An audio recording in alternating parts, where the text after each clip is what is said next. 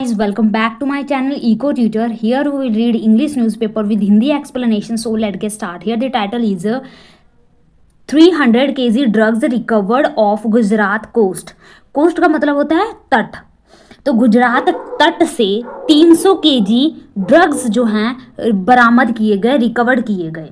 इसके बारे में न्यूज़ है गाइस. चलो अब इसे अच्छे से समझते हैं और जो भी इसमें डिफिकल्ट वर्ड आएंगे उसके सिनोनियम देखेंगे, उसका मीनिंग देखेंगे और लास्ट में जो हम एक्स्ट्रा वर्ड करते हैं उसको भी कंटिन्यू करेंगे. अगर ये वीडियो आपके लिए हेल्पफुल हो तो इसे लाइक कर देना, सब्सक्राइब कर देना और बेल आइकन को भी प्रेस कर लेना ताकि आपको रेगुलर अपडेट मिलती रहे. There is the Gujarat anti terrorist squad and the Coast Guard have seized 300 kg of drugs valued at 1,800 crore which were dumped into the Arabian Sea by smugglers before fleeing across the international boundary line. तो गुजरात के जो anti terrorist squad हैं ATS और जो तट के सुरक्षा बल कर्मी हैं उन्होंने सीज्ड किया. सीज्ड का मतलब होता है दबोचना या अपने कब्जे में लेना 300 kg ड्रग्स जिनकी कीमत बताई जा रही है 1,800 करोड़ रुपए.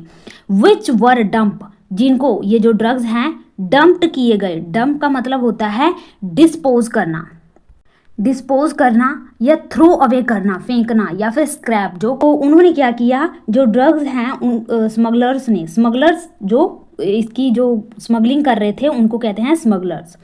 उन्होंने अक्रॉस मीन्स जो इंटरनेशनल बाउंड्री लाइन है उसको पार करने से पहले, उसको वहाँ से फ्ली होने से पहले जो स्मगलर्स हैं उन्होंने अरेबियन सी में उसको डंप कर दिया, डिस्पोज कर दिया या उसमें फेंक दिया.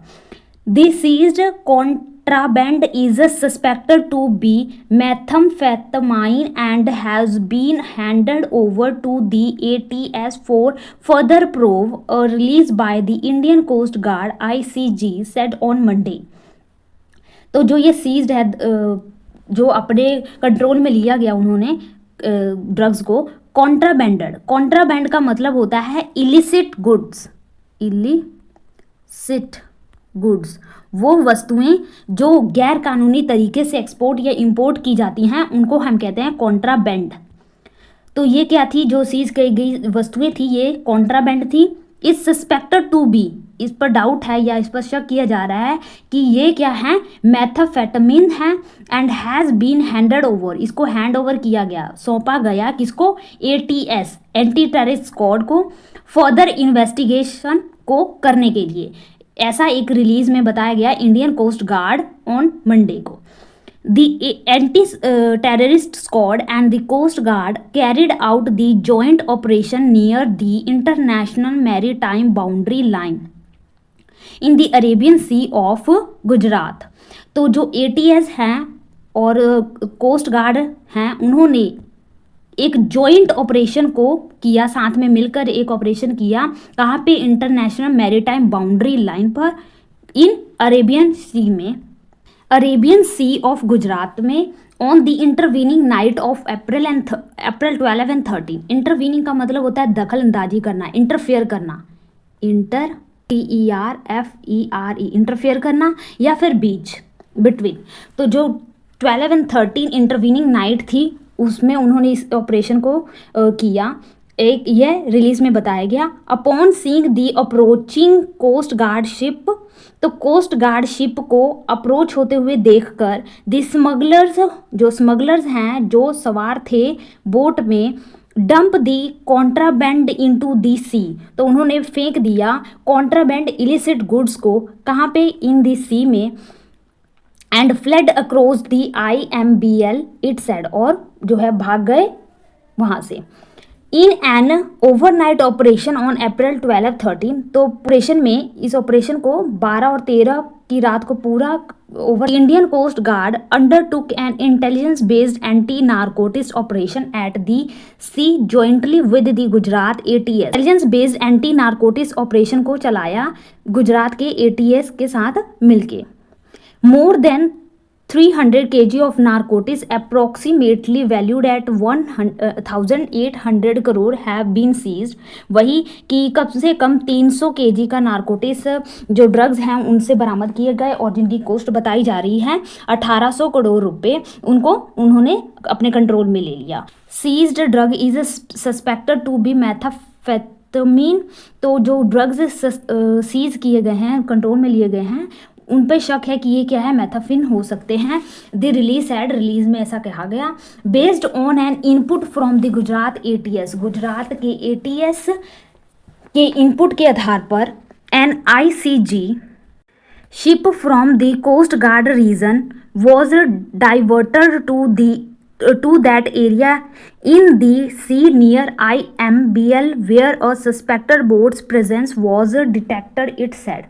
तो उन्होंने अपनी शिप जो कोस्ट गार्ड रीजन है वेस्ट में, उन्होंने डाइवर्ट कर लिया अपने शिप को उस एरिया में जहाँ पे उनको लगा कि जो स्मगलर्स हैं वहाँ पे उनकी जो बोट है वो प्रेजेंट होगी वहाँ पे। उन्होंने अपनी शिप भी उसी डायरेक्शन में मोड़ लिया। The ICG ship identified a suspect boat despite pitch dark night.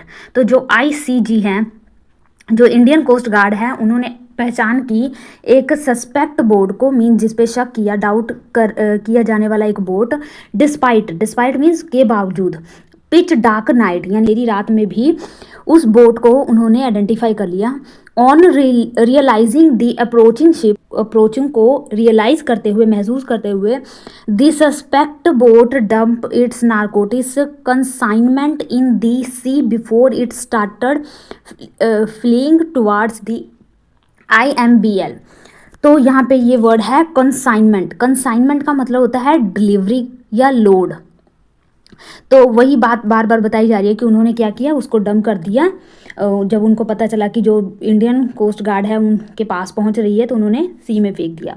The alert ICG Indian coast guard ship deployed its sea boat immediately for recovery of the jettisoned consignment whilst commencing a hot chase of suspect boat, it said। तो whilst का मतलब होता है while means के बावजूद, तो sorry जबकि। तो while भी और whilst भी दोनों का मीनिंग भी एक ही है, जबकि। तो सतर्क इंडियन कोस्ट गार्ड जहाज ने संदिग्ध नाव का पीछा करते हुए जेट टाइजन खेप को बरामद करने के लिए तुरंत अपनी समुद्र नाव को तैनात किया। The अप्रॉक्सिमिटी of the international boundary line, तो जो अप्रॉक्सिमिटी लगाते हुए, अनुमान लगाते हुए इंटरनेशनल बाउंड्री लाइन को, एंड द इनिशियल सेपरेशन, और जो शुरुआती सेपरेशन है, अलगाव है, बिटवीन किसके बीच, द कोस्ट गार्ड शिप और बोट एट, और जो बोट है उसके बीच में, at the time of its detection help the boat to evade interception before it crossed over the IMBL within a short time।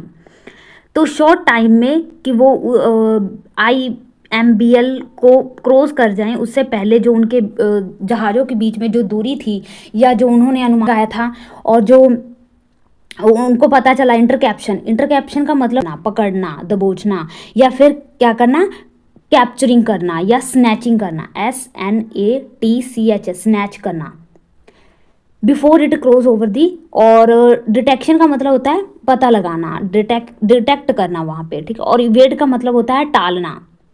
तो इसने मदद की बोट को बचने में, इवेड मीन्स अवॉइड, इल्यूड या फिर एस्केप, बचने में इंटरकैप्शन से, कैप्चरिंग से, स्नैचिंग से या फिर ग्रैबिंग से, कि बिफोर इट, इसके क्रॉस करने से पहले, within a short time, बहुत ही थोड़े समय में, said the release. Later the coast guard team after a thorough search in the tough night conditions recovered the narcotics which were dump into the sea. तो later, बाद में जो coast guard team है, आफ्टर, अपना एक जो थोरो search है, थोरो means जो उन्होंने पूरी अच्छी तरह से सर्च किया, उसके बाद जो नाइट थी, टफ नाइट यानी कि पूरी अंधेरी रात में भी उन्होंने रिकवर कर लिया नारकोटिक्स को जो डंप किया गया था उनके द्वारा सी में। The seized narcotics have been about to Porbandar by the Indian coast guard ship for further investigation के लिए जो भी नारकोटिक्स उनसे बरामद किए गए थे या उनसे पकड़े गए थे उनको पोरबंदर लेकर आया गया। The release said the collaboration of the coast guard, collaboration का मतलब होता है मिलकर, साथ में, एंड द टेररिस्ट स्क्वाड जो है with which has led to 13 such successful law enforcement operations in recent years, reaffirms the synergy for national objective it aid. तो जो कोलेबोरेशन सहयोग से इंडियन कोस्ट गार्ड और ATS के सहयोग से उन्होंने इस प्रकार के 13 सक्सेसफुल जो हैं उन्होंने ऑपरेशन किए रिसेंट ईयर्स में, और रीफॉर्म्स किया। रीफॉर्म्स का मतलब होता है पुष्टि करना फिर से, और सिनर्जी का मतलब होता है यहाँ पे, synergy means kinship, unity, partnership या कोलेबोरेशन, और अपनी जो कोलेबोरेशन है उस फॉर नेशनल ऑब्जेक्टिव के लिए उसको उन्होंने फिर से पुष्टि की उसकी फिर से, इट एडेड, ऐसा कहा गया। तो ये छोटी सी न्यूज़ थी गाइज, आई होप आपको अच्छे से समझ लगी होगी, आपने कुछ नया सीखा होगा, नए वर्ड सीखे होंगे। तो ये न्यूज़ थोड़ी सी बड़ी है लेकिन हम इतना ही करते हैं क्योंकि बार बार वही चीज़ें पढ़ने का कोई फ़ायदा नहीं, क्योंकि हमें तो सिर्फ रीडिंग से मतलब होती है और उसको थोड़ा समझने की, हमको अंडरस्टैंड करना आ जाए कि कहना क्या चाह रहे हैं वो एक लाइन में, ठीक है। तो यहाँ पे हम वर्ड भी सीखते हैं, रीडिंग भी करना सीखते हैं, और साथ ही साथ हम उस सेंस को पकड़ते हैं जो वो कहना चाहते हैं यहाँ पे। तो चलो अब हम थोड़े से एक्स्ट्रा वर्ड कर लेते हैं। तो यहाँ पर फर्स्ट वर्ड है वो है टेंडेम। टेंडेम क्या है? एक एडवर्ब है, ठीक है, और इसका मतलब होता है मिलजुल कर, एक साथ। जैसे कि हमने आज जो वर्ड पढ़ा, कौन सा वर्ड पढ़ा हमने? सिनर्जी, उसमें भी था पार्टनरशिप, किनशिप, कोलैबोरेशन, यूनिटी, मिलजुल कर थी उनमें, ठीक है। और टेंडम का भी मतलब होता है मिलजुल कर, एक साथ, एक यूनिटी में। तो आपने ये वर्ड कभी सुना है? टेंडेमली नहीं सुनोगे, क्योंकि ऐसा कुछ वर्ड होता ही नहीं है। किसी भी वर्ड को हम एडवर्ब बनाते हैं एलवाई लगाकर, मोस्टली तो हम एलवाई लगाकर ये उसको एडवर्ब बनाते हैं, लेकिन जो टेंडम वर्ड है ये एक एडवर्ब ही है। देखो इसमें एलवाई नहीं है, क्योंकि ज़रूरी नहीं है कि एडवर्ब में एलवाई लगा हो, ठीक है। तो टेंडम एक एडवर्ब है, इसका मतलब होता है मिलजुल कर, इसलिए कभी भी आप एलवाई लगाओगे इसके साथ तो वो गलत हो जाएगा। नेक्स्ट है हमारा रग्ड, RUGGED, रग्ड का मतलब होता है स्ट्रॉन्ग, या फिर एक दूसरा मीनिंग होता है रफ। जैसे कि आजकल जो इंडिया की जो रोड्स हैं वो क्या है? रग्ड हैं, ऊबड़ खाबड़ हैं, या फिर क्या है? रफ। हमारा डंप, आज ही जो हमने वर्ड किया डंप का भी मतलब होता है डिस्पोज करना, थ्रो करना, स्क्रैप करना, जो आज हमने पढ़ा, फेंकना। नेक्स्ट है इंडक्शन का मतलब होता है इंट्रोडक्शन। जैसे कहते हैं कि अपना इंट्रोडक्शन दो, इसको इंट्रोड्यूस करवाओ, इंडक्शन, समझ गए, जान पहचान। नेक्स्ट है मोरोसली का मतलब होता है सैडली। तो देखो मोरो एक वर्ड क्या है, थोड़ा सेंस नहीं आ रहा है कि नेगेटिव, मायूसी वाला, थोड़ा दुखी वाला है, तो मोरोसली मीन्स सैडली। नेक्स्ट है हमारा सनली, SUNNILY, सनली का मतलब होता है चेयरफुल, बहुत ज़्यादा आप चेयरफुल हैं, एनर्जेटिक हैं, खुश हैं। तो देखना कभी भी जब सर्दियों में सन निकलता है ना तो एकदम ना चहल पहल होती है, क्योंकि सब लोग क्या होते हैं, बाहर धूप सेक रहे होते हैं, तो वो बहुत ज़्यादा चेयरफुल होते हैं। लेकिन जिस दिन सर्दी बहुत पड़ती है तो लोग क्या होते हैं, अपने घरों में बंद रहते हैं, तो उस दिन कुछ आवाज़, साउंड वगैरह कुछ नहीं आती, तो वो क्या है, लग ही नहीं रहा था कि दुनिया क्या कर रही है क्या नहीं, ठीक है। तो जब सन निकलता है तो सब चेयरफुल हो जाते हैं, बच्चे चेयरफुल हो जाते हैं और जो बड़े हैं वो भी चेयरफुल हो जाते हैं, तो सनली, ठीक है, ऐसे वर्ड याद कर लेना। नेक्स्ट है डेपर, DAPPER। डेपर का मतलब होता है नीट एंड ट्रिम, जैसे कि जो मेल होते हैं वो क्या करते हैं, अपने बियर्ड को या जो अपने फेस के हेयर्स हैं उनको रिमूव करते हैं, तो उससे वो क्या लगते हैं, नीट एंड ट्रिम जो है उनका फेस लगता है डेपर, ठीक है। लुक उनका कैसा लगता है, बहुत सुंदर लगता है, अच्छा लगता है। नेक्स्ट है SPRUC, स्प्रूस का मतलब होता है ट्रिम, सजावट। जैसे कि आप डेकोरेशन करते हो दिवाली दशहरे पर, तो वो क्या है, स्प्रूस है, सजावट है। नेक्स्ट है आर्केन का मतलब होता है सीक्रेट, यानी कोई चीज़ गुप्त है, सीक्रेट है, उसके ऊपर पर्दा है, तो वो क्या है, आर्केन है। नेक्स्ट है एब्स्ट्रूज, ABSTRUS, एब्स्ट्रूस का मतलब होता है हार्ड टू अंडरस्टैंड, जिसको आप अंडरस्टैंड नहीं कर पा रहे हो, बहुत मुश्किल है आपके लिए वो समझना, तो एब्स्ट्रूस है वो आपके लिए। नेक्स्ट है नेक्स्ट है हमारा इम्प्रीकेशन। इम्प्रीकेशन, इम्प्रीकेशन का मतलब होता है किसी को कर्स है, श्राप है, कर्स, CURSE, कर्स मीन्स श्राप। उसको जैसे एक वरदान होता है और उसके उल्ट क्या होता है, श्राप होता है, कर्स होता है उसके ऊपर, या फिर इम्प्रीकेशन होता है। ठीक है। नेक्स्ट है ऑब्डूरेट। ऑब्डूरेट, ऑब्डूरेट का मतलब होता है जिद्दी। जिद्दी वो पॉजिटिव तरीके से भी हो सकता है, नेगेटिव तरीके से भी होता है, यानी कि पॉजिटिव नेगेटिव वर्ड दोनों तरीके से आप यूज कर सकते हो। ऑब्डूरेट, जिद्दी।